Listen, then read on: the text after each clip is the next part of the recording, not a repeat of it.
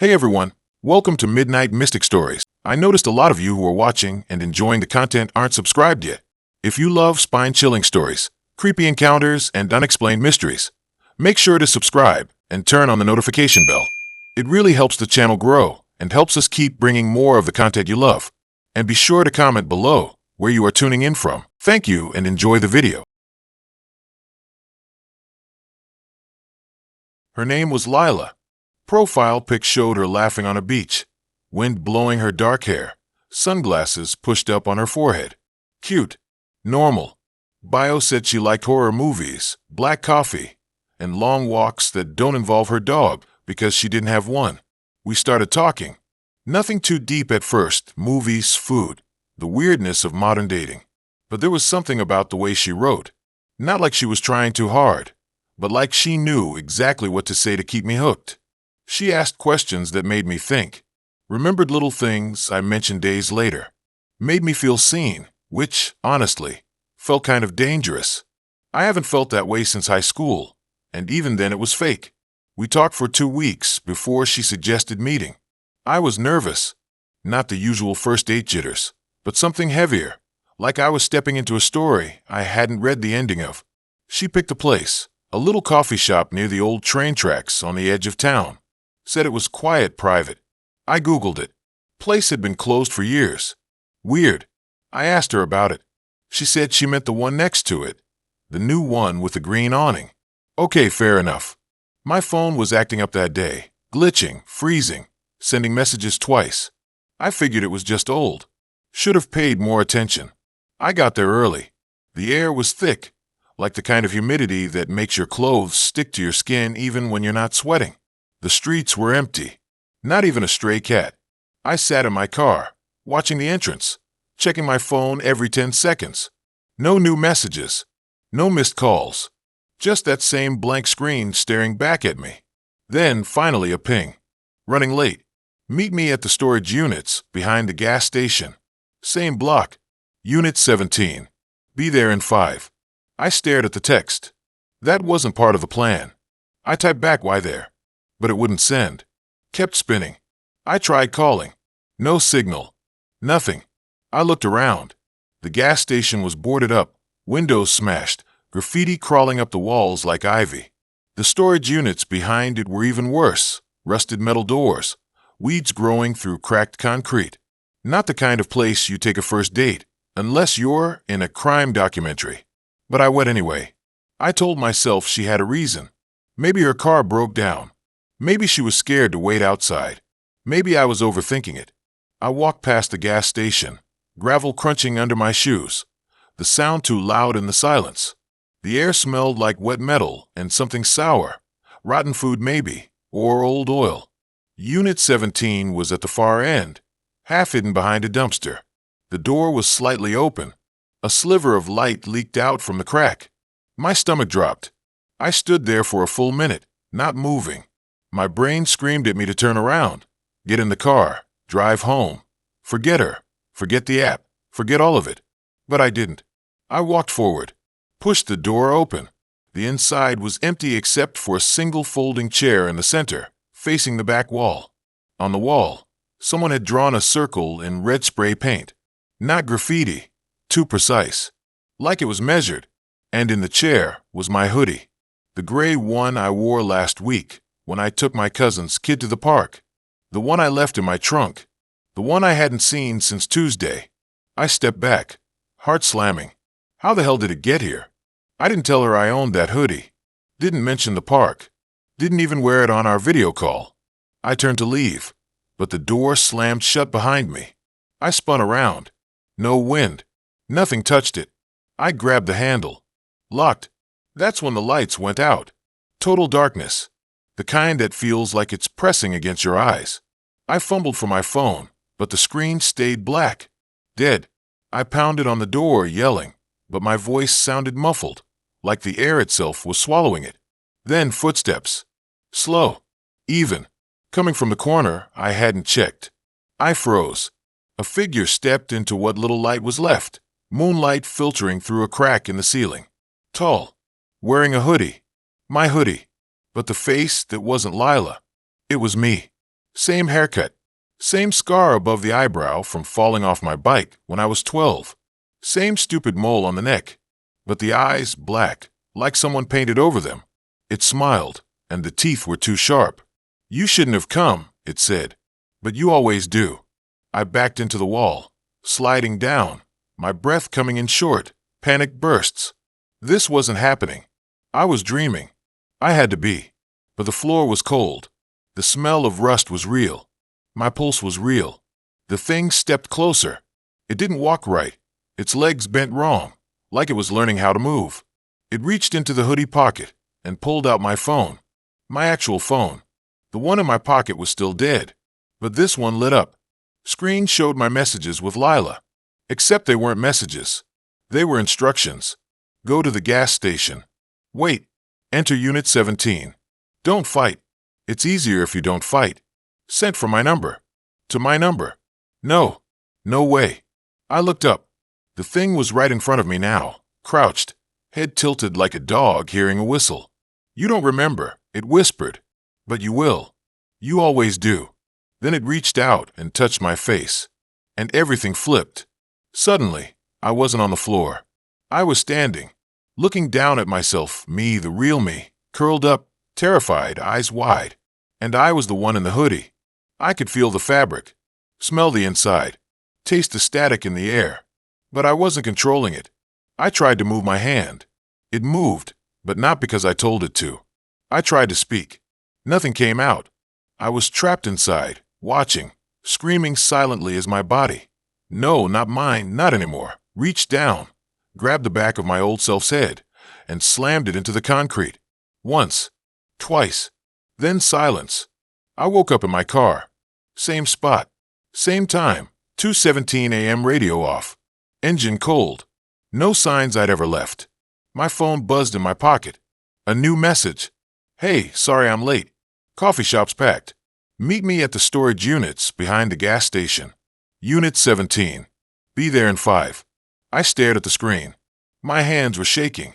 I looked in the rear view. My hair was longer. My face looked tired. Older. Like I hadn't slept in weeks. I checked the date. 3 weeks had passed. No missed calls. No texts from friends. No work emails. Just that one message. From Lila. And then, as I sat there, frozen, another notification popped up. You're almost out of storage. Delete old messages to free up space. I scrolled up. Hundreds of messages from Lila. All the same. Meet me at the storage units. Meet me at the storage units. Meet me at the storage units. Sent every 3 days. For the past 2 months. And every time, I had replied the same thing. On my way. I don't know how long I sat there. Minutes? Hours? The streetlights flickered. A dog barked in the distance. My phone buzzed again. Just pulled up. Doors open. Come in. I didn't want to. I knew what was inside. I knew what would happen. But my hands moved on their own. Unlocked the car.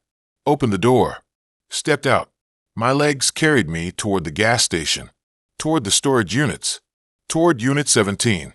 The door was open. A sliver of light. My hoodie hanging on a hook. The chair. The circle on the wall. And in the chair him. Me. Terrified. Confused.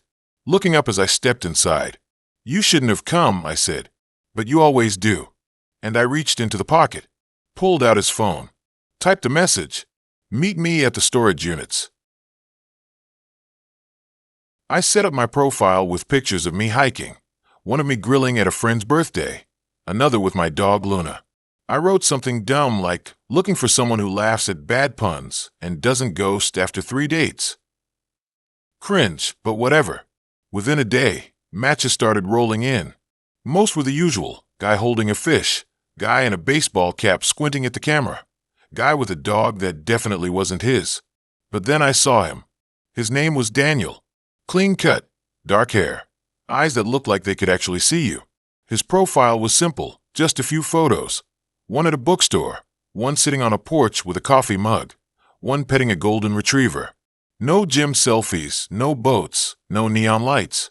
And his bio? I like long walks, quiet nights, and people who remember to water their plants. That was it. Something about it felt real. Like he wasn't trying to impress anyone. I swiped right. He matched instantly. We started talking. Not the usual, "Hey, how's your week?" crap. He asked about my dog. Remembered I mentioned I liked old horror movies. Sent me a link to a 1970s Italian film I'd never heard of. We texted for days. Then weeks. It wasn't obsessive, just steady. Like we were slowly building something. He lived about an hour away. In this quiet town surrounded by woods. The kind of place people move to when they want to disappear. I told him I'd never been there. He said I should come visit. Not pushy, just whenever you feel like it. I'd love to show you around. I don't know why I said yes. Maybe because I was tired of being alone. Maybe because he made me feel seen in a way no one had in years. Or maybe because something in his voice, calm, low, steady, made me feel safe. We planned it for a Saturday. I packed an overnight bag, kissed Luna goodbye, and drove out early in the morning. The drive was weird. At first, it was normal, highway, exits, gas stations. But the closer I got, the more the world changed. The trees got thicker, the road narrower. No billboards, no strip malls, just forest on both sides, pressing in like walls. By the time I turned onto a street, the sky had gone gray, not stormy, just flat, like the color had been drained out. His house was small, white, with green shutters and a porch swing that creaked in the wind. Nothing creepy, just old. He came out before I even knocked, like he'd been watching. Smiled, hugged me warm, not too tight. He took my bag, led me inside. The house smelled like wood polish and cinnamon. Cozy. Normal. We spent the day walking through the woods behind his place. He pointed out birds, told me about the different trees, how the creek changed with the seasons. He talked about his job as a librarian, his love for old radios, how he fixed them in his spare time. It was peaceful. Too peaceful, maybe. Like the world had paused just for us. That night, we ate pasta he made from scratch, drank red wine, talked about everything. Our parents, our fears, the weird dreams we used to have as kids. I told him about one I had for years, where I'd wake up in a house that looked like mine, but the doors were all in the wrong places, and I could hear someone breathing from the other side of the wall. He listened, really listened, then said, "I've had dreams like that too. Sometimes I think they're not dreams at all." I laughed it off, but something in the way he said it stuck. Later, he showed me his collection of radios. They lined the shelves in his basement, dozens of them, all vintage, all in perfect condition. He turned one on. Static at first, then a faint melody, like an old jazz tune from the 40s. "They're not just for listening," he said. "Some of them pick up things they shouldn't." I didn't ask what he meant. The air in the basement felt heavy, like it was pressing down on my chest. I wanted to go back upstairs, but I didn't want to seem weird. So I stayed, nodding along as he explained how certain frequencies could carry voices from the past, how some people believed radios could connect to other dimensions. We went to bed around midnight. He gave me the guest room, simple, clean, with a window that looked out into the trees. I lay there for a while, listening to the house settle, the wind outside, the creak of the floorboards. Then, around 2 a.m., I heard it, a low hum, not from outside, from the wall. At first, I thought it was the fridge or the heater, but it didn't sound mechanical. It was rhythmic, almost like breathing. I got up, pressed my ear to the wall. The hum got louder, and then voices, faint, overlapping, like a radio tune between stations. I couldn't make out words, just whispers, rising and falling in a pattern that made my skin crawl. I backed away, heart pounding. Maybe it was the house. Old wiring, bad insulation. I tried to convince myself of that, but the longer I stood there, the more I realized the sound wasn't coming from the wall. It was coming from inside it. I didn't sleep the rest of the night, just sat on the edge of the bed, staring at the wall, listening. The voices faded around 4 a.m., replaced by silence so complete it felt like the house was holding its breath. In the morning, Daniel acted normal. Made pancakes, asked how I slept. I said fine. Didn't mention the voices. Didn't want to sound crazy. But I watched him closely. His hands, his eyes, the way he smiled. Nothing seemed off. He was kind, attentive, funny even. But every time he left the room, I felt it. The hum, faint but there, like it was waiting. We drove into town after breakfast. It was smaller than I expected. Just a gas station, a diner, a post office. No people. Not a single soul on the street. Daniel didn't comment. Just parked, said he needed to pick something up at the hardware store. I waited in the car, scrolling through my phone. No signal. Not even one bar. When he came back, he handed me a small box. For you, he said. Inside was a vintage radio, red with gold trim. It's special, he said. It only picks up one station, and it only works at night. I didn't know what to say. Thanks. That's creepy. I smiled, said it was beautiful. He grinned like I'd just given him something. That night, I couldn't resist. After Daniel went to bed, I turned it on.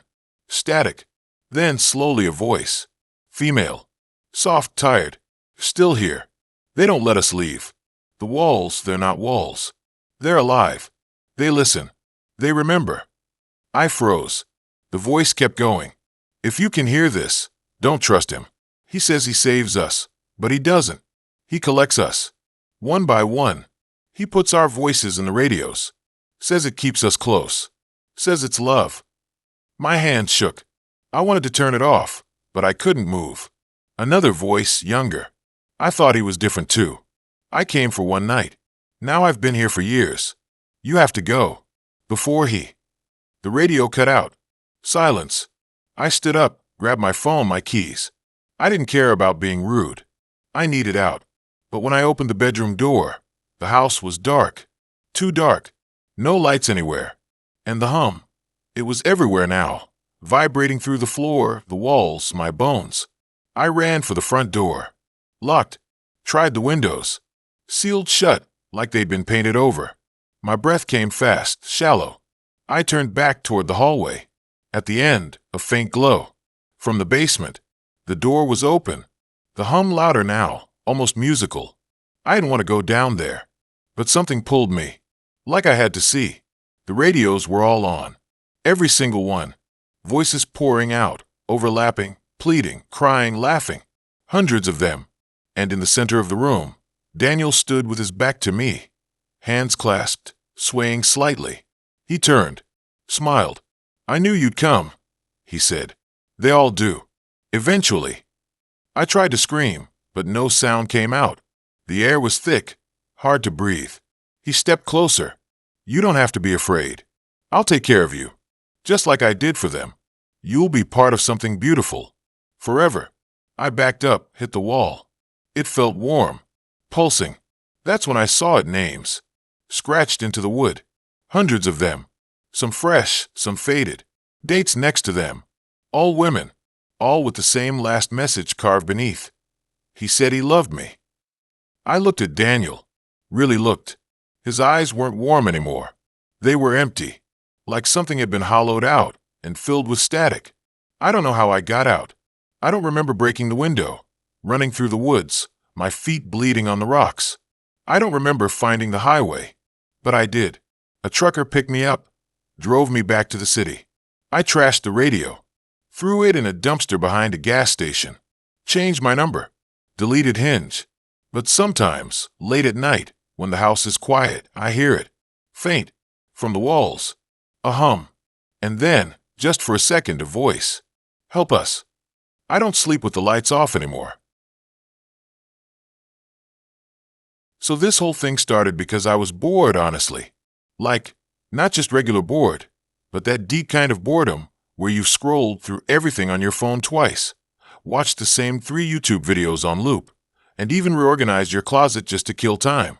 It was one of those rainy Sundays where the sky looks like someone spilled ink all over it, and the air feels heavy, like it's pressing down on your chest.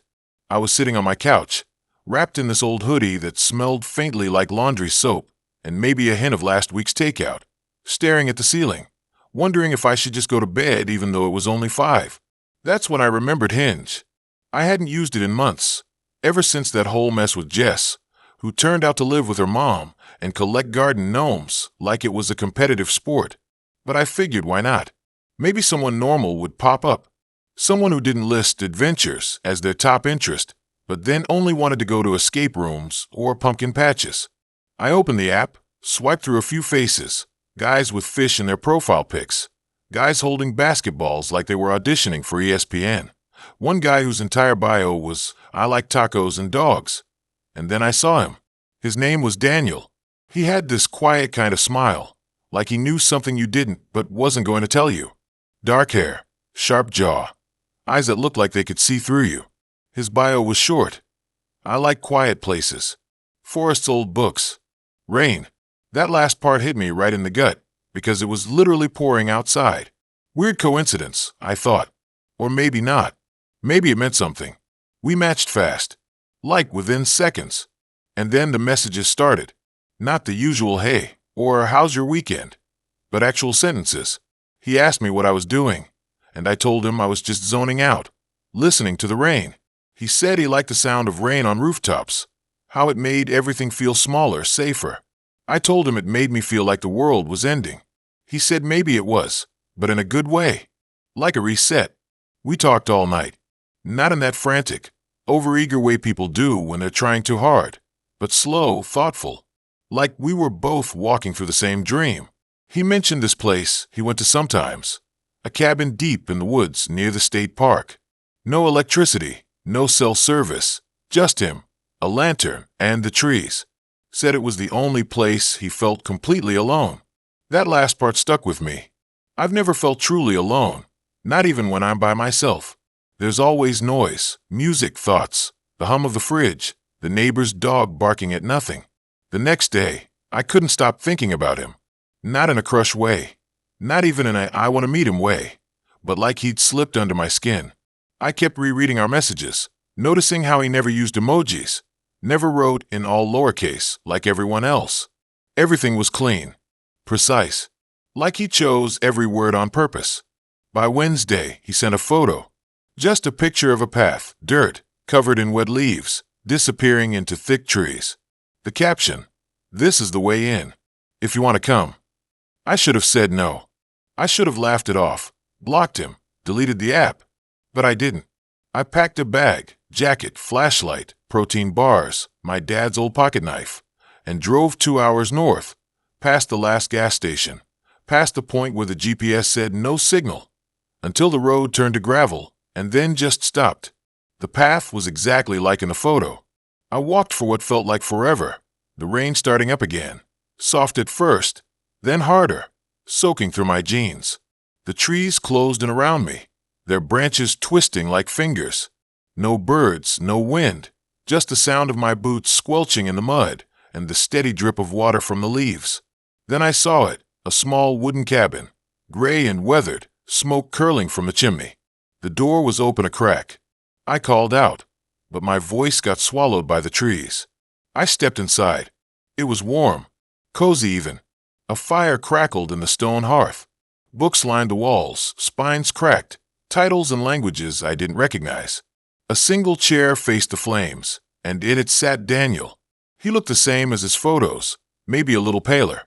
He smiled when he saw me, but it didn't reach his eyes. "You came," he said.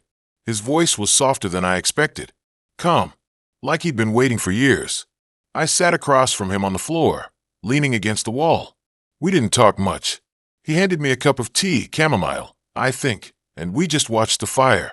It should have felt weird, sitting in silence with a guy I'd only met online, but it didn't. It felt right, like I'd known him forever. At some point, I must have dozed off. When I woke up, the fire was low, the cabin darker. Daniel was gone. I called his name, but no answer. I checked the small bedroom, empty. The bathroom, nothing. The back door was open, leading to a clearing where the rain had turned the ground to sludge. And there, in the center, was a hole. Not big, maybe 3 feet across, but deep. I shined my flashlight down, and the beam disappeared into black. I stood there for a long time, wondering if I should leave. But something kept me rooted. A pull, like the hole was breathing. Then I heard it, a sound from below. Not a voice, not exactly. More like a hum, a vibration. It reminded me of the noise my phone makes when it's on silent, but someone's calling. Only deeper, older. I crouched at the edge, heart slamming against my ribs. The hum got louder, not from the hole, from inside me. In my chest. My bones. My teeth. It was like my body recognized it. Like it had been waiting for this sound my whole life. I don't know how long I stayed there. Minutes? Hours? The rain slowed. The sky lightened. And then, from the corner of my eye, I saw movement. Daniel was standing at the tree line. Naked. Pale. His skin looked wrong. Too smooth, like wax. And his eyes, they weren't pupils. They were black. Not dark brown, not shadowed. Pure, empty black. He didn't walk toward me. He just stood there, watching. Ushul. I should have screamed. But I didn't. Because the hum was louder now, and it wasn't scary. It was comforting. Like a lullaby. Like coming home. I stood up. Took one step toward the hole. Then another. And that's when I remembered something. Something I hadn't thought about in years. When I was 7, I got lost in the woods behind my grandma's house. Walked for hours. When they found me, I was standing in a circle of mushrooms, humming. I didn't remember how I got there, or what happened before. The police said I was disoriented. My mom said I'd been sleepwalking. But now, staring into that hole, feeling the hum in my blood, I wondered if I hadn't been found. Maybe I'd been called. Maybe I'd answered. And maybe I'd left something behind. Daniel didn't move as I stepped to the edge. He just watched, waiting. I looked down one last time. The darkness didn't feel empty anymore. It felt full, like it was packed with things I couldn't see but could feel, whispers, hands, memories that weren't mine. I dropped the flashlight. It didn't make a sound when it hit the bottom. Then I stepped in. It wasn't a fall. It was a slide, like the air itself pulled me down, soft and warm, like sinking into a bath. The hum grew louder, richer, until it wasn't a sound anymore, but a presence, a voice. Thousands of them, all saying my name. Not the one I was born with, the one I had before. When I opened my eyes, I was in the cabin again. Fire burning, rain on the roof. The chair across from me was empty, but I wasn't alone. I could feel them, behind the walls, under the floor, in the corners of the room, watching, waiting for the next one to come. I stood up, walked to the door, and closed it tight. Then I pulled out my phone, no signal, of course, and opened Hinge. New message from Daniel. Someone's coming. I smiled, and I waited. I never thought a dating app could ruin my life. Not even close. I mean, sure, you hear stories, ghosting, weird messages, that one girl who showed up with 3 emotional support lizards, but nothing that made you question reality. Nothing that made you wonder if you were still awake, or if you'd slipped into some kind of waking nightmare without even realizing it. It started with a match. Her name was Lila. Profile picture was her laughing on a beach. Sun hitting her hair just right, like a movie scene. Bio said she liked long walks, indie films, and overthinking. I swiped right because, honestly, who doesn't overthink? We matched. Exchanged a few messages, nothing crazy. Just the usual back and forth about work, favorite takeout spots, that one pizza place downtown that always gives you extra cheese if you wink at the guy behind the counter. Normal stuff. Then she suggested we meet up. There was something about the way she typed. Not robotic, but deliberate. Like each message had been weighed before being sent. No typos. No LOL or haha. Just clean, calm sentences. I should have noticed then. But I was tired, lonely. And she was the first person in months who didn't ghost me after 2 messages. So I said yes. We agreed on a coffee shop near the river. Quiet, dim lighting. The kind of place with mismatched chairs and chalkboard menus. I got there early, ordered a black coffee, and sat by the window. Watched the water ripple under the bridge, the occasional jogger cutting through the fog. 10 minutes late, she walked in. She looked exactly like her picture. Same smile. Same eyes. But in person, something felt off. Not bad, just different. Like seeing a song you love played on the wrong instrument. She sat down, said hi, ordered a chamomile tea. We talked. She was smart, funny, asked good questions. But every time I tried to bring up something personal, my job, my family, even my dog, she'd smile and redirect, like she was gently steering a boat away from rocks. I didn't mind. At least she was listening. Most people just wait for their turn to talk. After an hour, she said she had to go. Left without asking for a second date. I didn't care. I was already replaying the conversation in my head, wondering why it felt so strange. Not awkward, just rehearsed. Like we were actors reading lines we hadn't fully memorized. I didn't hear from her for 2 days. Then a message. Do you remember what I was wearing? Weird question. I said gray sweater, blue jeans, brown boots. She replied, asterisk wrong boots. I wore black, asterisk. I laughed it off. Memory glitch. Happens. But she didn't respond after that. I thought that was it. End of story. It wasn't. The next night, I woke up to my phone buzzing. 3:17 a.m. message from Lila. You didn't really see me, did you? I stared at the screen. Tried to respond, but my fingers froze. The air in my room felt heavier, like the walls had inched closer while I slept. I turned on the lamp, checked the door. Locked. Checked the windows. Shut. But the silence was too thick, like the house was holding its breath. I didn't reply. Turned off the phone, shoved it under my pillow. Slept with one eye open. Morning came. Normal. Sunlight, coffee, dog barking at the mailman. I almost believed it was just a weird dream. Until I opened my laptop. My Hinge profile was open. Not logged in. Asterisk open star. And someone had been scrolling through my matches. Slowly. One by one. The cursor moved on its own, pausing on each face like it was studying them. I slammed the lid shut. Heart pounding. Checked the Wi-Fi.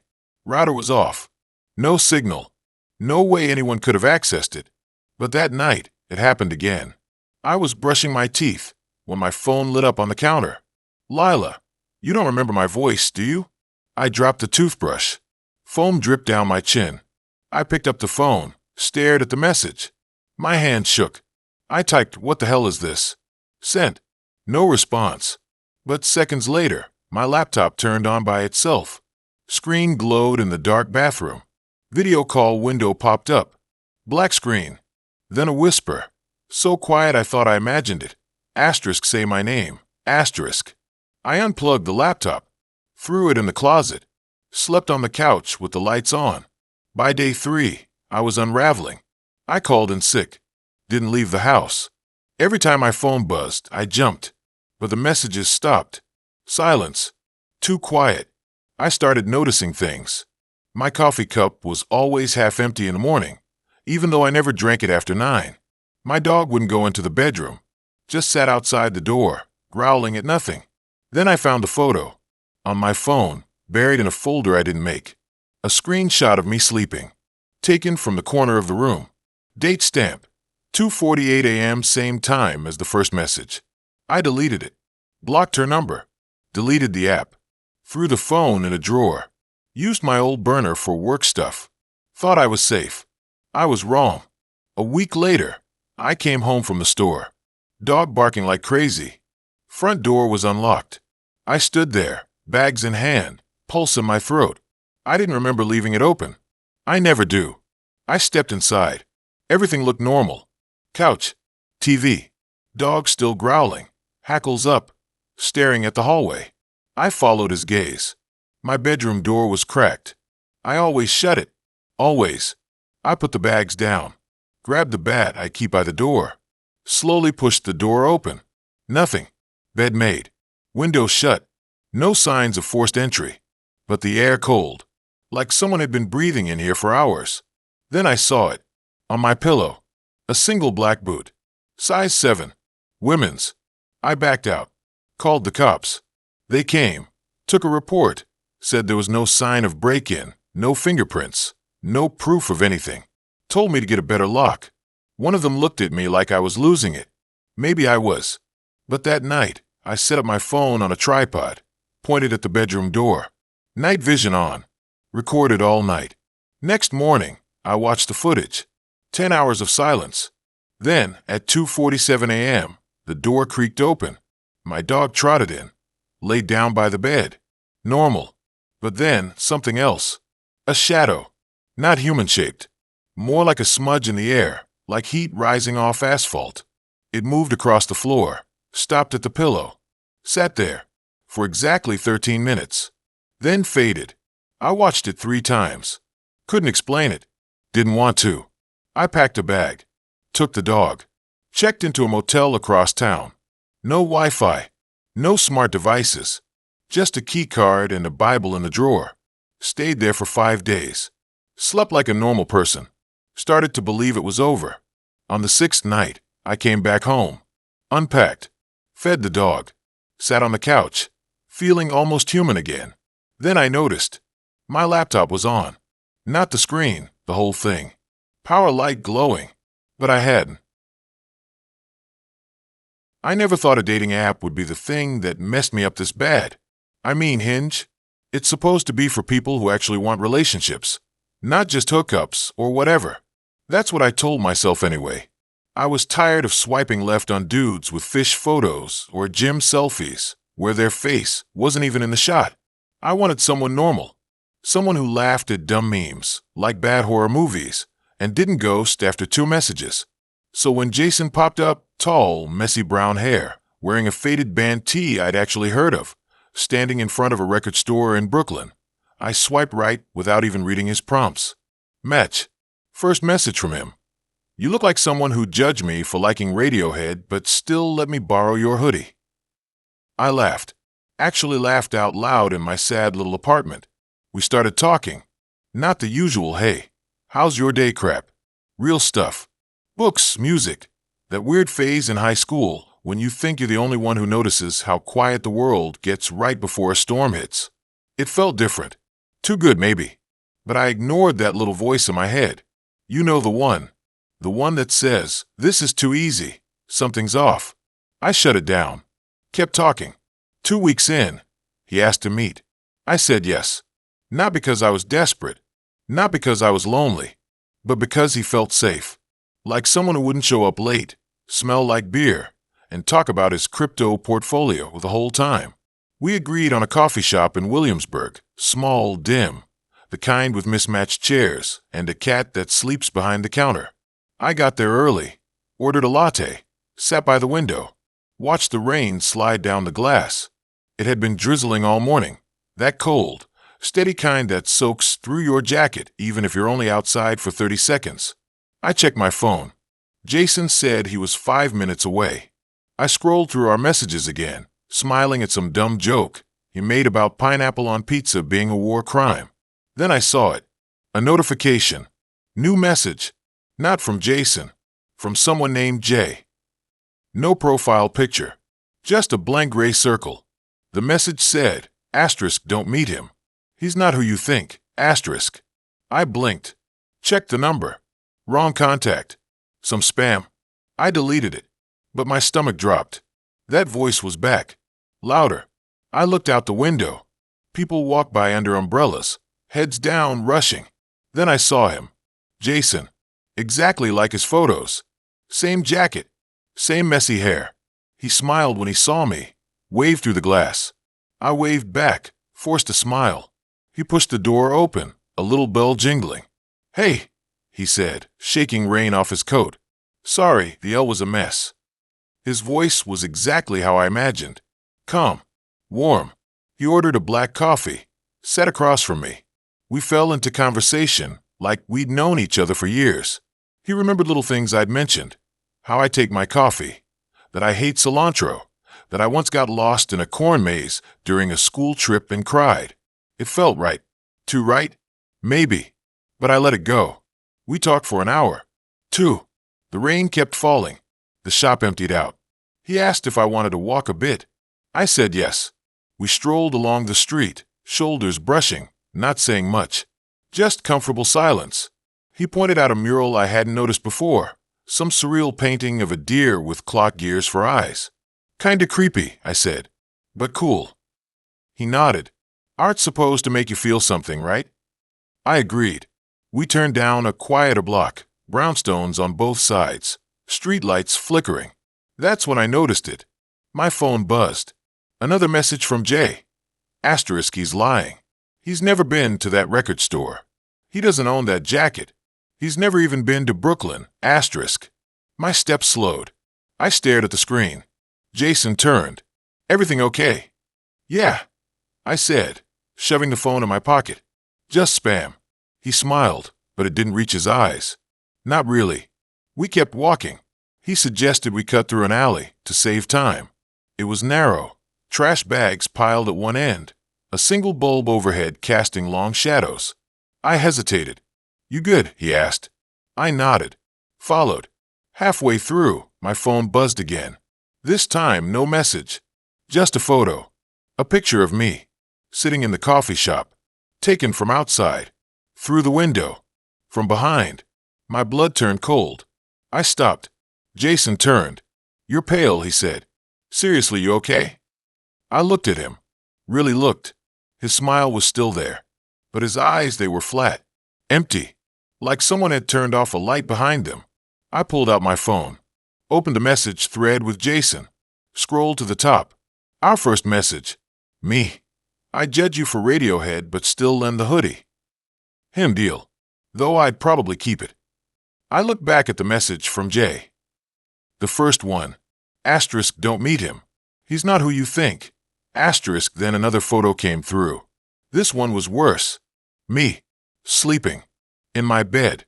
Taken from the corner of my room. The same corner where my closet door doesn't close all the way.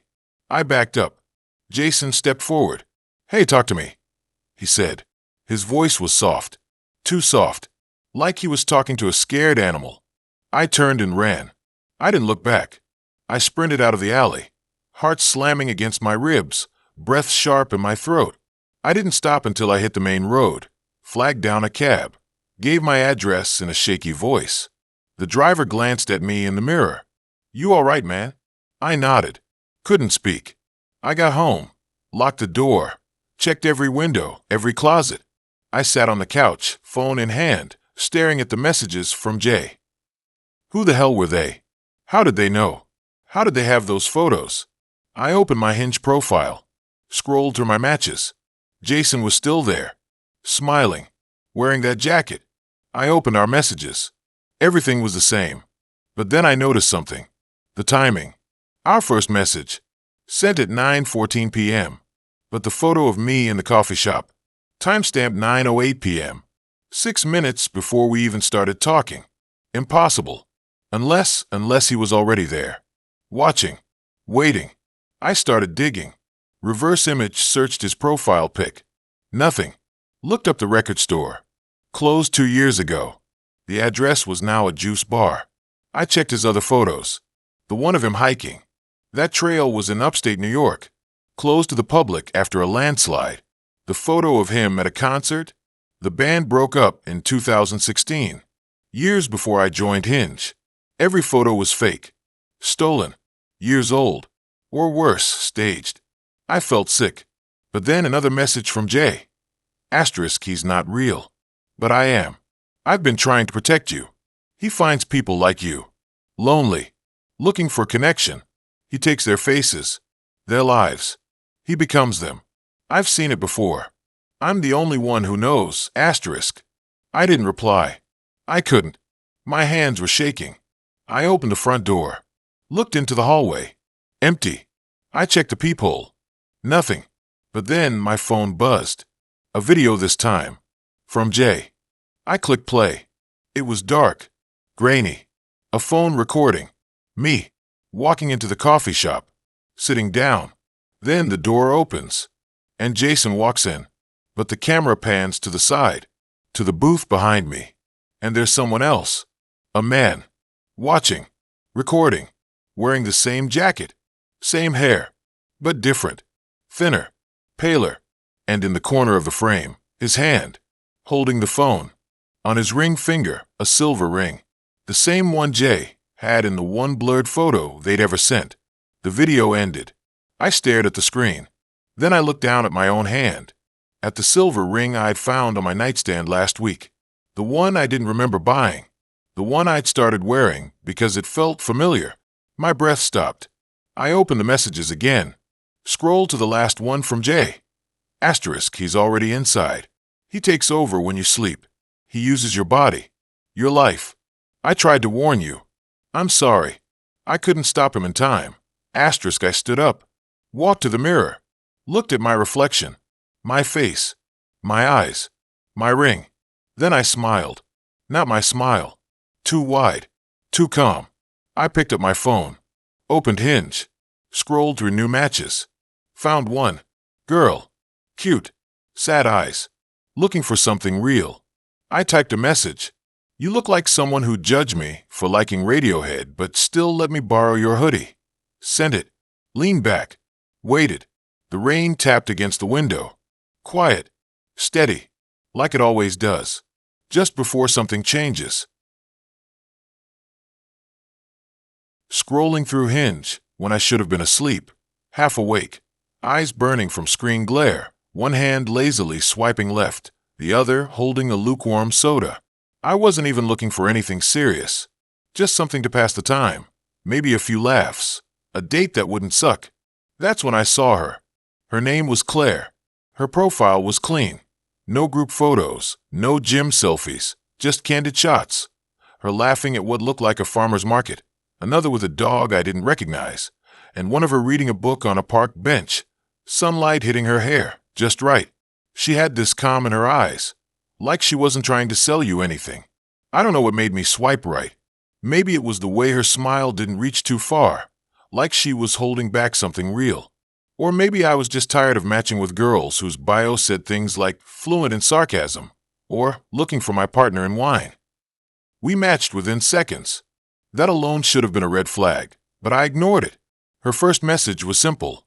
I like your shoes in your third photo. I didn't even remember posting a pic with my shoes. I checked. There I was, standing outside a coffee shop last winter, wearing my beat-up Chucks. She was right. They were kinda cool. I replied with a dumb joke about how they were my emotional support footwear. She laughed. Not the fake haha one either. She actually typed LOL 3 times. We kept talking. Not like the usual dead-end small talk. Real stuff. Books, music, the weird dreams we used to have as kids. She said she once dreamed she lived inside a clock tower and could hear the gears turning in her ribs. I told her I used to think my shadow moved on its own when no one was looking. It felt like we were the only 2 people awake in the world. We decided to meet at this little cafe downtown, the kind with mismatched chairs and a chalkboard menu that probably hadn't changed since 2012. I got there early, ordered a black coffee, and sat near the window. The rain had started, soft at first, then heavier, turning the streetlights into smudges of yellow. I checked my phone. No new messages. I looked up, and there she was, walking in, shaking water off her coat. She looked exactly like her pictures. Maybe even better. Same quiet smile. Same calm in her eyes. She sat down, said my name like she already knew how it tasted. We talked for 2 hours, like we'd known each other for years. She had this way of listening, really listening, like every word I said mattered. When she left, she gave me a small wave and said she'd text later. She never did. I waited. Checked my phone every few minutes. Nothing. I told myself she was busy. Maybe her phone died. Maybe she got caught in traffic. But by the next morning, the silence felt heavy. I opened Hinge. Her profile was gone. Not just inactive, completely wiped. No trace. I searched her name, her dog, the book from the park photo. Nothing. It was like she was never there. I started to wonder if I'd imagined it. Maybe I hadn't slept in days. Maybe I hallucinated the whole thing. But then I found the receipt from the cafe in my jacket pocket. Her name wasn't on it, but the time matched. 7:14 p.m. And scribbled in the corner, in handwriting I didn't recognize. You were right about the shadow. That's when the real unease kicked in. I tried to forget about her. Went back to swiping, went to work, watched dumb videos online. But every time I passed a mirror, I caught myself staring a little too long. Not at my reflection, behind it. Like something was just out of frame. One night, I woke up to the sound of typing. My laptop was open on the desk, screen glowing. I didn't remember turning it on. The browser was open to Hinge. My account was logged in. And there, in my messages, was a new conversation. With Claire. The first message read, "You didn't answer me." The timestamp said it was sent 3 hours ago. I didn't reply. Closed the laptop. Unplugged it. Put it in the closet. But the next night, it was back on my desk. Open. Same page. Another message. Asterisk, you're avoiding me. Why? Asterisk, I unplugged it again, harder this time. Threw the power cord behind the dresser. Slept with the bedroom door locked. It didn't matter. The third night, the laptop wasn't just on. It was playing a video. No sound. Just footage of me, sleeping. Taken from the corner of the room. The angle was wrong. Too high. Like it was filming from the ceiling. I shut it down, heart slamming, and carried the damn thing to the basement. Locked it in a drawer. Told myself I was being paranoid. That I needed sleep. That stress did weird things to your brain. But then I started seeing her. Not in person. Just glimpses. In the reflection of a bus window. In the dark glass of a store at night. Always standing behind me. Just a step back. Face calm. Eyes steady. Never smiling. Never moving. Just watching. I'd turn around and nothing would be there. Once, I saw her in the rearview mirror while driving. Same coat. Same hair. I slammed the brakes, spun around. Empty street. Rain falling in sheets. Another time, I found a note in my mailbox. No stamp. No address. Just 3 words. I'm still here. I stopped going out. Stopped answering calls. My coworkers noticed. My boss pulled me aside, asked if I was okay. I lied. Said I had a virus. Said I'd be back soon. But I wasn't going back. I couldn't.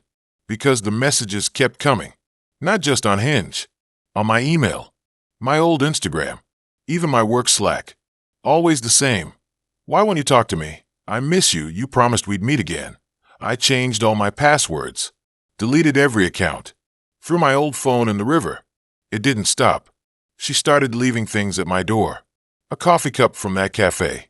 A copy of the book she was reading in her profile photo. A Polaroid of me, asleep in my bed. Taken recently. On the back, written in red ink. You look peaceful when you dream. I called the cops. Showed them the photos, the notes. Told them everything. They were polite. Took notes. Said they'd look into it. One of them asked if I'd been under a lot of stress lately. If I'd been taking anything. I saw the look in his eyes. They didn't believe me. To them, I was just another guy losing it over a girl who ghosted him. I started sleeping with the lights on. Then with a knife under my pillow. Then with a baseball bat by the bed. I covered the mirrors. Taped black plastic over the windows. But none of it helped. Because I could feel her. Not in the room. Not behind me. Inside. Like she'd crawled into my head and made herself at home. I'd catch myself saying things I didn't remember thinking. Walking to places without deciding to go. Once, I woke up standing in the kitchen. Holding a spoon. Staring at the freezer. My hands were numb. The spoon was covered in frost. And then came the final message. Not on a screen. On my wall. Written in what looked like ash. Right above my bed. Asterisk, you were the one who reached out. You were the one who said yes. You were the one who wanted to be seen. Asterisk. I stared at it for hours. My breath shallow. My skin cold. And then it hit me. I never sent her that first message. I never typed hey, or your shoes are cool, or anything. But someone did. And when I checked my sent messages, months back, before Claire, before any of this, there it was. An outgoing message to a profile named Claire. Sent at 3:17 a.m. The message, I like your shoes in your third photo. Except, I didn't send that. I was asleep. And the profile picture attached to that message wasn't Claire. It was me. Standing outside the cafe. In my chucks. Smiling like I knew something no one else did. And in the reflection of the window behind me, barely visible, was a woman in a coat. Face blurred. Hand raised like she was waving. Or reaching. I haven't left my apartment since. The police came back. Found nothing. No fingerprints. No cameras. No Claire. They said I needed help. That I should talk to someone. I didn't argue. I just nodded. Let them think what they want. But I know the truth. She wasn't real. Not at first. But I made her. With that message. With that match. With that meeting. I gave her shape. Gave her voice. Gave her access. And now she's not on my phone. She's in the silence between heartbeats. In the space behind my eyes. In the part of my brain that used to be mine. I can feel her moving. Learning. Growing. And worst of all, I can feel myself fading, like I'm the ghost now, and she's the one who's alive. Not even in my dumbest, most paranoid late-night thoughts did I imagine swiping right on some random guy would lead to me sitting in my closet at 3 a.m., flashlight in one hand, kitchen knife in the other, listening to footsteps in my hallway that weren't mine. But here I am. And it all started with a stupid message on Hinge. See, I'd been on the app for months, same as everyone else, right? Endless swipes, awkward small talk, ghosting after one coffee. Then one night, after a long shift at the warehouse and 3 beers, I opened it again. His profile stood out. Not because he was super hot. He was okay, brown hair, kind of a tired smile, wore flannel in every picture, but because his answers were weirdly specific. Like, instead of, "I love hiking and tacos," he wrote, "I like watching how people move when they think no one's looking, especially in parking lots at night." That should have been a red flag, but I was bored and tipsy and thought it was poetic or something. So I swiped right. Match. We started talking. He was funny in a dry, offbeat way. Sent long messages about the way streetlights flicker in the rain, or how old houses settle like bones. Said he worked nights as a security guard at a closed-down mall on the edge of town. I believed him. Why wouldn't I? He sent a photo of his badge clipped to his jacket, flashlight in hand, standing under a flickering sign that read, "Maple Grove Pavilion, permanently closed." Looked legit. His name was Daniel. Said he was 28. Lived alone. Liked dogs, but couldn't have one because of his schedule. Normal stuff, mixed in with the weird observations. I told him I lived in a ground floor apartment in a quiet complex off Jefferson. He said he liked quiet places. Said they let you hear things more clearly. We flirted for a week. Nothing too intense. Just that slow burn you get when you're both pretending you're not desperate. Then he asked if I wanted to meet. I said sure, but only in public. He suggested the diner on 8th in Maine. Midnight. I hesitated. Midnight?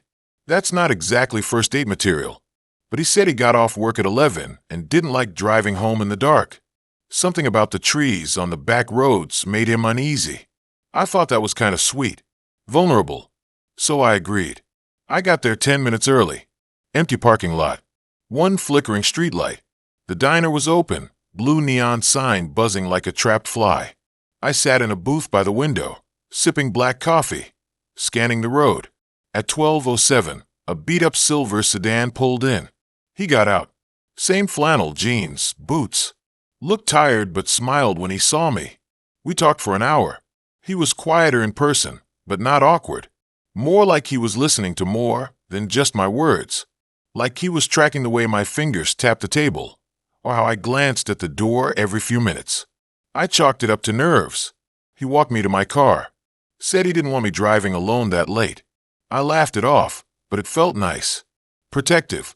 As I started the engine, he leaned in and said, "You have a habit of checking your rearview mirror every 30 seconds, even when no one's behind you."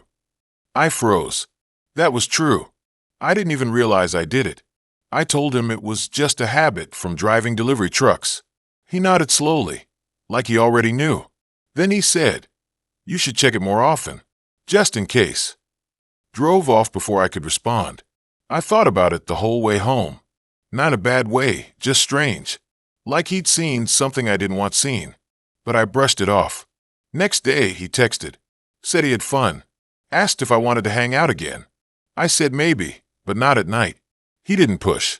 We kept texting. Normal stuff. Memes. Jokes. Then, 3 days later, I noticed my bedroom window was unlocked. I always locked it. Always. I live alone. No one else has a key. I checked the lock. It was undone from the inside. I must have forgotten, I told myself. But I never forget. Then the text changed. He started asking questions.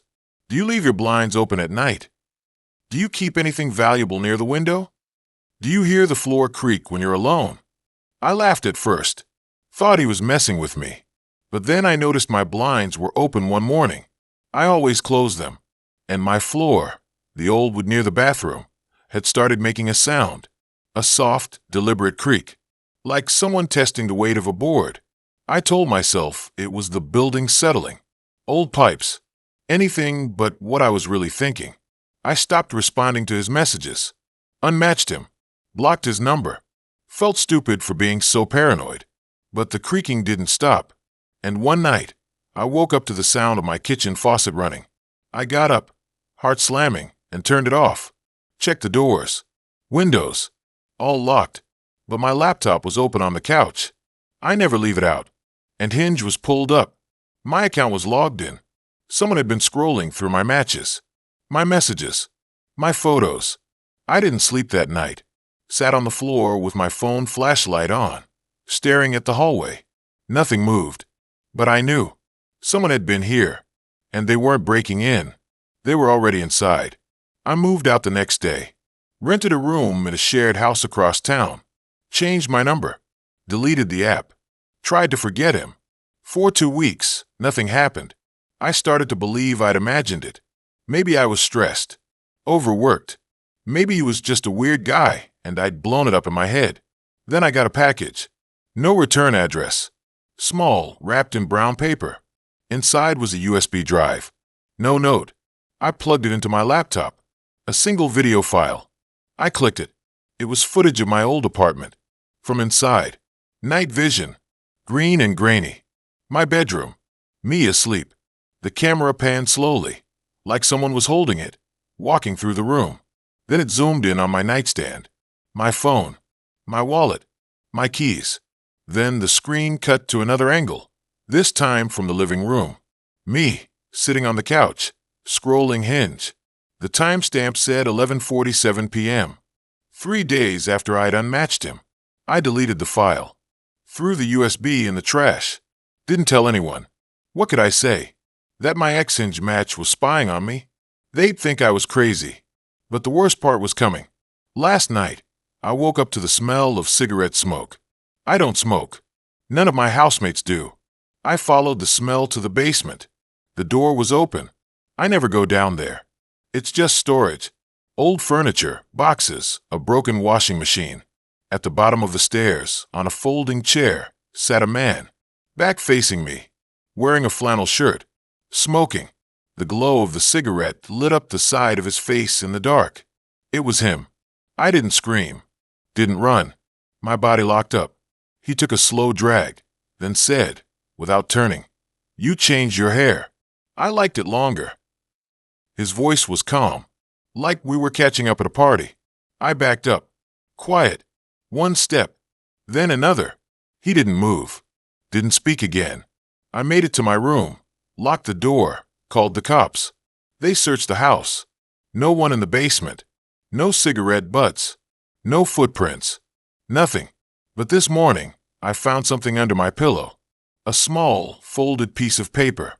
On it, written in neat block letters. "You should have kept matching. We were just getting started."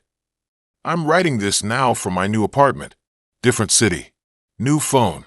New name on the lease. I haven't opened any dating apps. Haven't told anyone where I am. I keep the lights on all night. Check every room 3 times before I sleep. I even started recording my surroundings with my phone, just in case. But last night, I reviewed the footage from my bedroom camera. Nothing unusual. Until 2:13 a.m. The audio picked up a sound. Faint. From under the bed. A soft, rhythmic tapping. Like a finger against wood. Then a whisper. Not loud. Not even meant for me, I think. Just to himself. He said, "Found you." I never thought I'd be one of those people who actually meets someone through an app and ends up with a story that sounds like it was ripped out of a horror podcast. I mean, sure, I've swiped through Hinge like everyone else, matching with guys who either looked like they took their profile pics in 2017 or claimed they were, into deep conversations, but only ever texted hey for 3 days before ghosting. But him? His name was Daniel. Clean cut, short brown hair, a dimple on his left cheek when he smiled, and a bio that said he liked long walks, indie bookstores, and making people laugh. Nothing crazy. Nothing that screamed danger. Just normal. Boring even. Which, honestly, was kind of refreshing. We matched on a Tuesday night. I was half watching a cooking show while eating cold pizza straight from the fridge when the little green check mark popped up. We started talking. Nothing intense, just the usual back and forth, movies, favorite cities, whether pineapple belongs on pizza. He said no, which I respected. He was funny in a dry way, the kind of guy who'd make a sarcastic comment about the weather and somehow it'd still make you chuckle. After a few days, he asked if I wanted to meet up. Not dinner, not a bar, not some loud place where we'd have to scream over music. He suggested a small art exhibit at this underground gallery downtown. Said it was quiet, had good lighting, and you can actually hear the other person breathe. That last part felt weird at the time, but I brushed it off as quirky. The gallery was tucked between a laundromat and a vape shop, one of those places you'd walk past 100 times and never notice. Dim lights, concrete floors, the kind of space that smelled like wet paint and old wood. I got there 5 minutes early, and he was already standing near the entrance, hands in his pockets, looking at a black and white photograph of a forest at night. He turned when he heard me, smiled, and said my name like he'd known me for years. We walked through the exhibit, talking about the art, but something felt off. Not in a bad way, just slow. Like the air was heavier than it should have been. He'd pause in front of certain pieces for way too long, staring like he was trying to remember something. Once, I saw his reflection in a glass frame. His eyes weren't on the painting. They were on me. After the gallery, we grabbed coffee at a 24-hour diner a few blocks away. It was past 10, and the place was nearly empty. A couple in the corner arguing in whispers, a trucker nursing a black coffee in the back. We sat in a booth by the window, and that's when the conversation shifted. He started asking questions, where I grew up, if I had siblings, whether I remembered anything from when I was really young. Not weird on the surface, but the way he said it, like he was testing me, like he already knew the answers and was checking if I'd get them right. I told him I moved around a lot as a kid, never stayed in one place longer than 2 years. My parents split when I was 6. I didn't remember much before that. He nodded like he was filing that information away. Then he said something that made my stomach drop. You ever feel like someone's watching you when you're alone? Not in a creepy way. More like they're making sure you're okay. I laughed it off, said that sounded like a horror movie line. But he didn't laugh. He just stared into his coffee, then looked up and said, I felt that my whole life. Like there's someone out there who's supposed to protect me. But they're gone now. I didn't know what to say, so I changed the subject. We finished our drinks, and he walked me to the subway. He didn't try to kiss me or even touch my arm. Just said, I'll text you, and walked off into the dark. I didn't hear from him for 2 days. I almost forgot about him, almost. Then, late Thursday night, my phone buzzed. A message from Daniel. Do you remember the blue house? I stared at the screen. What blue house? I didn't reply. An hour later, another message. Asterisk you used to play in the backyard. You had a red ball. You left it there. Asterisk my hand started sweating. I didn't have a red ball. I didn't remember any blue house. I typed back. Who is this? No response. The next morning, I found a photo in my inbox from an untraceable address. It was a picture of a 2-story house, painted sky blue, with a rusted swing set in the yard. The windows were dark, the front door slightly ajar, and in the corner of the frame, barely visible, was a faded red ball half buried in the grass. I didn't recognize the house. I swear I didn't, but something about it made my chest tighten. I tried to shake it, told myself it was a prank, some dumb internet joke. But that night, I woke up to the sound of my phone vibrating on the nightstand. Another message. Asterisk you left the light on in your room. It's still on, asterisk. I sat up, heart slamming. My room was dark. I hadn't turned any light on. I checked the hallway. Everything was off. Then I looked at the ceiling. The little red standby light on my smoke detector was glowing. I'd never noticed it before, but now it felt like an eye. Watching. I turned off my phone, threw the blanket over my head, and didn't sleep for hours. The messages kept coming. Not every day. Just when I started to feel normal again. You used to sleep with the closet door cracked. I still do. You hate the sound of wind chimes. I never told anyone that. You cry when you watch old home videos. I don't even own any. Each one hit like a punch. How did he know these things? I blocked his number, deleted the app, even reset my phone. But the emails kept coming. From different addresses. Different subjects. Always the same tone. Calm. Certain. Then, last week, I got a package. No return address. Inside was a small wooden box. I opened it. Inside was a key. Old, rusted, with a tiny tag that read back door. I didn't know what it was for, but I took it with me, like maybe it would lead to answers. 2 days later, I was walking home from work, taking a shortcut through a quieter part of the city, when I saw it. The blue house. Exactly like in the photo. Same peeling paint. Same swing set. Same red ball. I stood across the street, frozen. The key was in my pocket, burning a hole through the fabric. I don't know why I crossed the road. I don't know why I walked up the cracked path and tried the back door. But I did. And it opened. The inside was empty. Dust-covered floors, hollow rooms, sunlight cutting through broken blinds. But it felt familiar. Too familiar. I walked down the hall, past a bathroom with a chipped tile, past a kitchen with a sink full of dried leaves. Then I reached the last door on the left. My room. The walls were pale yellow. There was a small window with a view of the swing set. And in the corner, under a sheet, was a twin bed. I pulled the sheet off. Underneath wasn't a mattress. It was a shallow hole in the floor. And inside it was a body.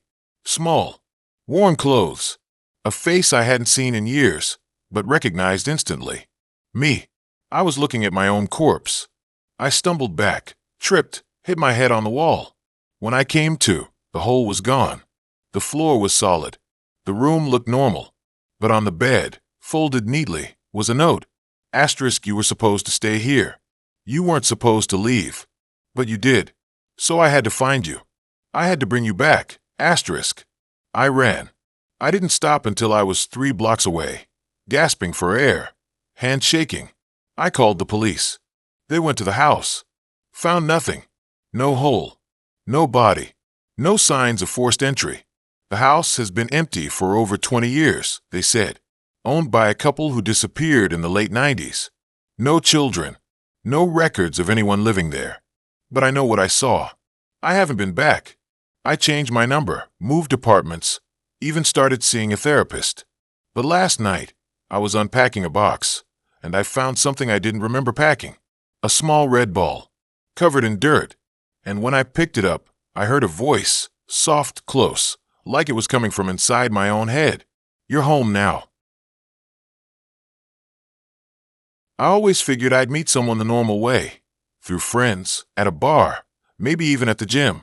But after 2 years of the same routine, work, microwave dinner, Netflix, bed, I started feeling like I was fading into the walls of my own apartment. So one night, half drunk on cheap beer and full-on desperate for something, anything, to change, I downloaded Hinge. Figure why not? Worst case, I get a few awkward dates and go back to my quiet life. Best case, well, I didn't even let myself think about that. The app was way more popular than I expected. Everyone seemed to be on it, cousins, co-workers, even my barber. Profiles were slick, photos carefully curated like they were auditioning for a lifestyle brand. I spent way too long picking my own pictures. Not the gym selfies. Those felt try-hard. Not the group shots where you can't even tell who's who. I went with one of me hiking last summer, another at a concert, not a rock band, just some indie thing my sister dragged me to, and a close-up where I'm laughing at something off camera. My bio was simple. Asterisk loves dogs, bad movies, and making people laugh. Looking for someone who doesn't take life too seriously. Asterisk seemed harmless. Friendly. Real. Matches started rolling in fast. Too fast. I didn't expect that. I'm not ugly, but I'm not model or anything. Just average height, brown hair, brown eyes. The kind of guy who blends into a crowd. But suddenly, I was getting likes from women I'd never have thought twice about in real life. One was a yoga instructor with a smile that looked like it belonged on a toothpaste ad. Another worked in film production and had a dog named Bowie. Then there was her. Her name was Claire. Her profile picture was her standing in front of a bookstore, holding a copy of The Bell Jar, wearing a denim jacket and combat boots. Her hair was dark, messy in that perfect way, Like she just rolled out of bed looking like a character in a movie. Bio said, asterisk, I like thunderstorms, black coffee, and people who aren't afraid to be weird. I believe in signs, not horoscopes. Asterisk, that last line stuck with me. Something about it felt real. Not performative. Not like she was trying to impress anyone. Just honest. We matched. Then messaged. Then talked for hours. Not the usual small talk. What do you do? Where are you from? Favorite food? We went deep fast. She told me about her mom passing when she was 16. I told her about failing my first year of college. She said she hated social media, but was on Hinge because her best friend dared her. I said I only joined because I was lonely and didn't know how else to fix it. It felt like we were the only two people who actually got it. The quiet ache of being alive in a world that moves too fast. Our first date was at a diner on the edge of town, the kind with cracked vinyl booths and a jukebox that only played 80s ballads. She showed up in the same denim jacket from her photo, boots scuffed at the toes. We talked for 4 hours. Waitress gave us weird looks when we ordered a second round of pancakes at 9 p.m. I walked her to her car. She kissed me on the cheek. I swear I felt it for hours after. Things moved quickly after that. We texted every day. Called at night. Met up twice a week. She introduced me to her dog, a scruffy mutt named Lou who immediately tried to eat my shoelaces. I took her to my favorite Thai place. We binge-watched old horror movies and made fun of the bad acting. Everything felt easy, natural, like we'd known each other for years. But then the little things started. First, she'd cancel plans last minute. Always with a good reason. Work stress, dog sick, family thing. I didn't mind. Life gets busy. But she'd disappear for a day or two. No texts, no calls. Then she'd come back like nothing happened. Apologize, say she missed me, send a goofy selfie. I'd forgive her. Every time. Then I started noticing things about her apartment. She lived in this old brick building downtown, 3rd floor, Unit 3B. Always kept the blinds closed. Said she hated the sun. But one night, when I was over, I swear I saw someone standing in the hallway outside her door. Just a shadow, really. Tall, thin, motionless. I mentioned it. She laughed it off. Said it was probably Mr. Henderson from 3C. He walks around at night with his cane. But Mr. Henderson uses a walker. And he's 5'4". Then there was the photo. I was charging my phone on her coffee table, scrolling through old messages, when I saw it. A screenshot of a Hinge profile. My profile. But not mine. Same pictures, same bio, but the name was different. Not mine. And the messages underneath, they were between her and someone else. Me, but not me. Same responses I'd sent her. Same jokes. Same I miss you texts. But sent to a different account. I stared at it. My skin went cold. I opened my Hinge app. Checked my message history. Every word I'd sent her was there. But the timestamps were off. Some were hours earlier than I remembered sending them. One message I distinctly recalled typing at 11:07 p.m. was logged at 9:45 p.m. Another, sent during work, showed up as delivered at 6:12 a.m. I looked up. She was in the kitchen, humming, making tea. The dog was asleep on the rug. The apartment was warm, quiet, normal. But nothing felt normal. I started digging. Checked my phone settings. Nothing seemed off. No strange apps, no unknown logins. But then I remembered, when we first started talking, she asked me to help her set up two-factor authentication on her email. I used my phone number to verify it. Gave her temporary access to my device. Just for a minute. Said it was easier that way. Now I wasn't so sure. I tried logging out of Hinge. Tried deleting the app. But it wouldn't uninstall. Kept crashing, reopening on its own. Notifications still came through. Messages from Claire. Miss you. Thinking of you. Can't wait to see you. But I hadn't talked to her in 3 days. I blocked her. The app glitched. Her profile reappeared under a different name. Same photo. Same bio. Same voice in the text. I blocked that one. Another popped up. And another. Each time, the messages got shorter. Colder. You're avoiding me. Why won't you answer? I know where you live. I stopped sleeping. Started checking locks twice, 3 times before bed. unplugged my router at night, threw my phone in the freezer when I wasn't using it. But the messages kept coming, even when the phone was off, even when it was in another room. Then I saw her, standing across the street from my building. Same denim jacket, same boots, just staring. I called the police. By the time they arrived, she was gone. No one matched her description. No record of a Claire in the area. No bookstore employee by that name. No dog licenses under Lou. I went back to the diner, talked to the waitress, showed her a photo. She frowned, said I'd never been there with anyone, that I always sat alone, that I came in every Thursday night, ordered pancakes, and stared at my phone like I was waiting for someone who never came. That's when I checked my bank statements. Every date, every meal, every coffee, paid for with my card, but always solo. No second check, no split bills, just me, alone.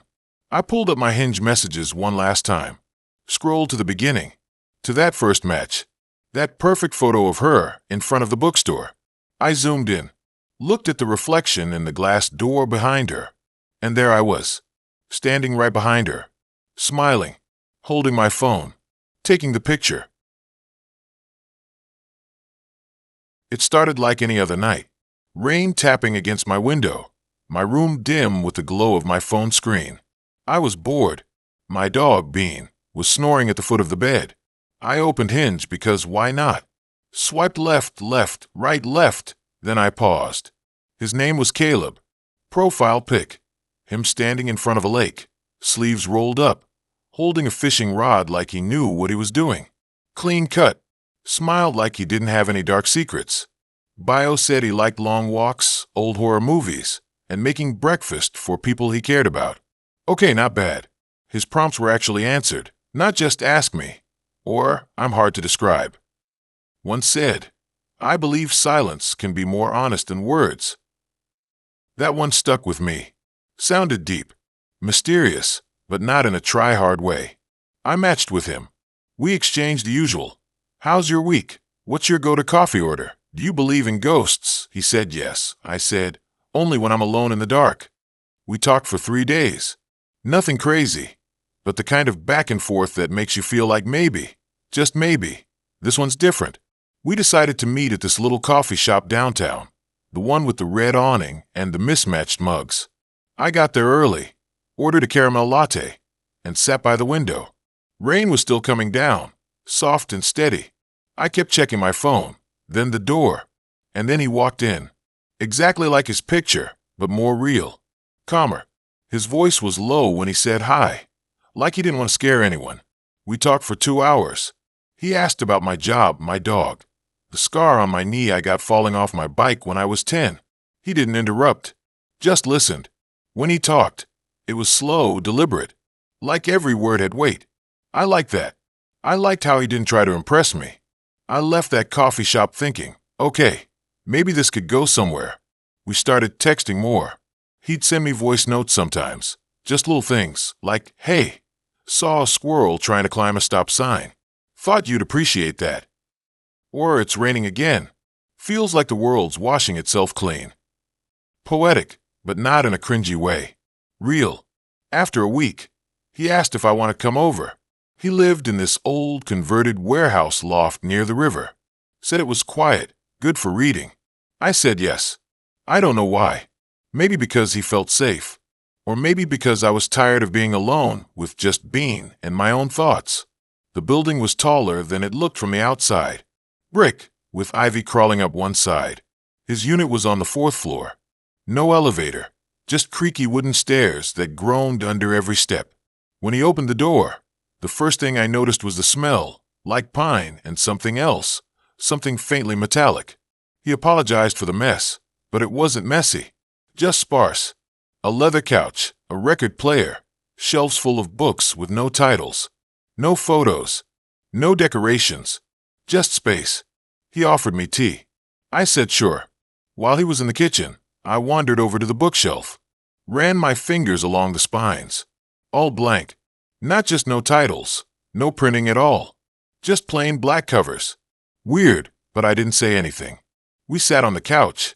He put on a record, some ambient piano music that felt like fog rolling in. We talked about books, about dreams, about the way some people seem to carry shadows even in daylight. Then he asked me a question. Have you ever felt like someone was watching you when you knew you were completely alone? I laughed it off, said probably just my dog judging me for eating cereal in bed. But he didn't laugh, just stared at me, like he was waiting for the real answer. That's when I felt it, something off. Not dangerous, not yet, just tilted, like the room had shifted a few degrees. I made an excuse to leave after that. Said Bean was probably wondering where I was. He walked me to the door, thanked me for coming. As I stepped into the hallway, he said, "You left your jacket." I turned around. I hadn't worn a jacket, but there it was, black leather, hanging on the back of his door. I didn't touch it, just shook my head and said I must have been mistaken. He smiled, not unkindly, just knowing. I didn't text him after that, unmatched him even. But the next day, my jacket, the one I actually owned, a gray hoodie, was gone. Not lost, just gone. I checked every closet, under the bed, Bean's dog bed where he sometimes steals my clothes. Nothing.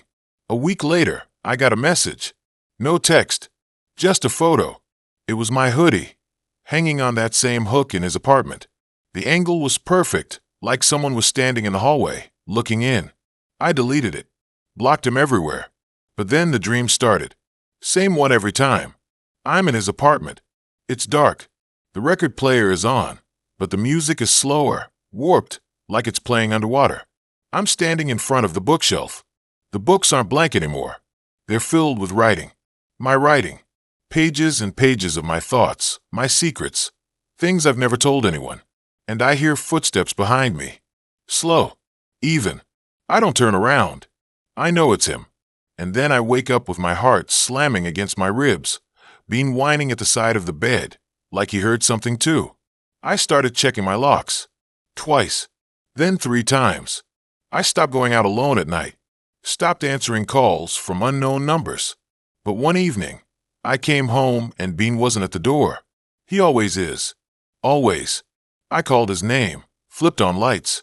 Found him in the bathroom, pressed into the corner, growling at the window. I followed his stare. Outside on the sidewalk, standing under a streetlight, was Caleb. Just standing. Not moving. Not looking up. Like he was waiting. I called the police. They came, but by then he was gone.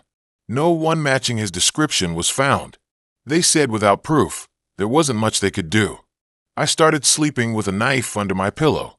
Stupid, maybe, but it made me feel like I had some control. Then 2 nights ago, I woke up to the sound of music. Piano. Slow. Familiar. I followed it barefoot, heart in my throat. It was coming from my living room. And there, on my coffee table, was a book. Black cover. No title. I opened it. My handwriting filled the pages. Not just my thoughts, my texts, my search history. The things I whispered to myself in the shower. Things no one could know. At the bottom of one page, written in different ink, it said, *, you don't need to remember everything. I remember for you, *. I didn't sleep. Just sat in the corner, watching the book like it might move on its own. In the morning, I took it to his building. I didn't care if it was stupid. I needed answers. The front door was unlocked. I took the stairs, 2 at a time, my breath ragged. His door was open. The apartment was empty. No couch. No records. No books. Just walls. And in the center of the floor, a single jacket. Mine. The gray hoodie. Clean. Folded. Like it had been waiting. I picked it up. That's when I saw the back. There was something stitched into the fabric. Tiny, neat thread. Words. You left this behind the first time. I don't remember driving home. Don't remember locking the door. But I know one thing. Bean hasn't looked at me the same since. He doesn't sleep on the bed anymore. Just watches me from the floor, like I'm the stranger now. And last night, I found another book. On my nightstand. Black. Blank on the outside. I haven't opened it yet. I don't know if I can. But I keep hearing the piano. Soft. Just on the edge of hearing. Like it's playing in another room. Or in my head. I keep thinking about what he said that first night. About silence being more honest than words. I get it now. Because the worst part isn't the book, isn't the jacket, isn't even him showing up outside my window. It's that I can't remember the last time I thought a thought that felt like my own.